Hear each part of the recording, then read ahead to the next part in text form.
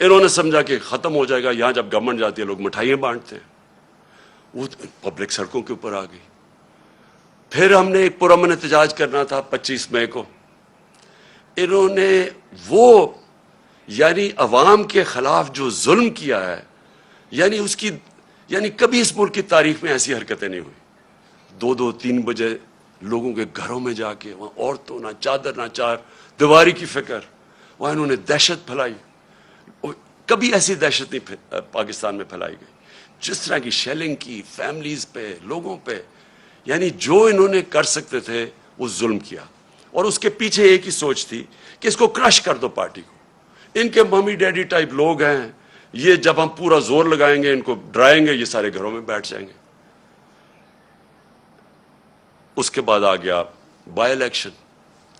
Election commission پوری طرح ان کے ساتھ ملی ہوئی،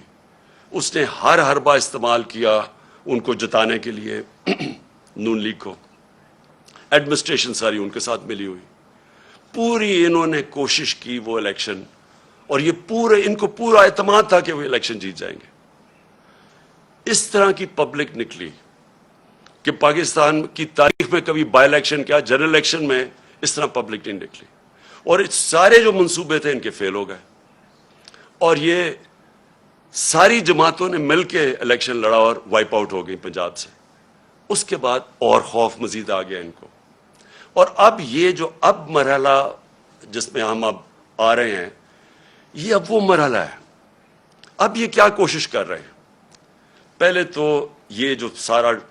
پوری کیمپین کی ہوئی ہے کہ کسی طرح ہماری اور فوج کے بیچ میں ہماری لڑائی شروع ہو جائے۔ دوسری چیز کہ انہوں نے اب پورا پلان بنایا ہوا ہے کہ ہمیں پارٹی کو توڑنے کا پلان کا سب سے پہلی چیز آپ کے سامنے آ گیا الیکشن کمیشن نے، جو یہ فورن فنڈنگ کیس ہے۔ اب فورن فنڈنگ کیس کے اندر کچھ بھی نہیں ہے، یہ صرف یہ کہنے کی کوشش کر رہے ہیں کہ بیرون ملک پاکستانی جب وہ پیسہ بھیجتے ہیں تو وہ فورن فنڈنگ ہے۔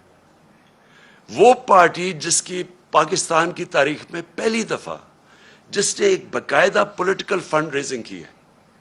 جس کا کوئی اس ملک کے اندر کوئی نہ کبھی کسی نے پہلے کی، اور نہ یہ وہ پارٹیز جن کے سربراہوں کو لوگ کرپٹ سمجھتے ہیں، وہ کبھی فنڈ ریزنگ نہیں کر سکتی۔ تو وہ پارٹی جس نے پولیٹیکل فنڈ ریزنگ کی، جس پارٹی نے باقاعدہ 40,000 ڈونرز کے نام دیے ہوئے 2012 میں، 40,000 لوگ، وہ لوگ خود کال کر کے کہتے ہیں کہ ہاں ہم ڈونر ہیں۔ ان میں سے کئی لوگوں کو انہوں نے بتا دیا کہ جی کوئی فورن نیشنل وغیرہ، جو ان کو کئی پاکستانیوں کو بنا دیا کہ جی یہ تو غیر ملکی ہیں۔ وہ پارٹی جس نے فنڈ ریزنگ کی، جس کی ساری آڈٹ رپورٹس ہیں، جس کی ایک ایک چیز ہمارے سامنے ہم نے ان کو الیکشن کمیشن کو دی ہے، اس پارٹی کے اوپر سارا نزلہ گر رہا ہے۔ اور میں بار بار کہتا جا رہا ہوں کہ ہم 4-5 سال سے کہہ رہے ہیں، بلکہ عدالت بھی کہے ان کو بیٹھی ہے کہ ان پارٹیز کی اکٹھی،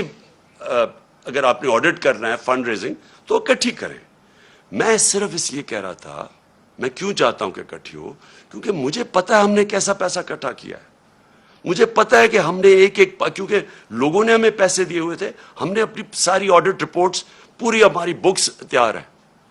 مجھے اتنا بھی پتا ہے کہ ان دو پارٹیز کے پاس کچھ بھی نہیں ہے، نہ ان کے پاس کسی نے ان کو پیسے دیے آج تک، نہ کوئی پیسے دے گا ان کو،